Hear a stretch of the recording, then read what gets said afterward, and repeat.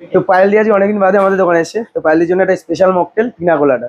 আমাদের বাচ্চার বিরিয়ানি শুধু বিরিয়ানি বলে নয়, এভরিথিং আইটেম আছে এখন, ইন্ডিয়ান চাইনিজ তান্দুর সবই পাবে। অ্যান্ড সামনে আমাদের রোলস এর সেকশন আছে, রোলও পাবে অনলি 99। যেখানে তোমরা যে কোনো হোটেল রেস্টুরেন্টে গেলে 99-এ অনলি ফর মোহিতো পাবে, ব্লু লেগন পাবে, কিন্তু এই স্পেশাল মকটেল গুলো পাবে না। চলে এসেছি বাচ্চা ভাইয়ের দোকানে। তোমরা এতদিন বাচ্চার বিরিয়ানি সবাই চেনো, ওকে আর নতুন করে পরিচয় করানোর কিছু নেই। তো ওর নতুন দোকানে আমি আজকে ফার্স্ট টাইম আসছি। ভাই আমাকে ফার্স্ট এই মকটেলটা দিয়েছে। নর্মালি এখানে মকটেল শুরু হচ্ছে 45 থেকে না 49 থেকে। আচ্ছা, নর্মালি না এখানে মকটেল শুরু হচ্ছে 49 থেকে, বাট এই মকটেলটা একটু হাটকে পিনা কোলাডা। আচ্ছা, পিনা কোলাডা নাম, একটু হাটকে টাইপের নাম, পিনা কোলাডা।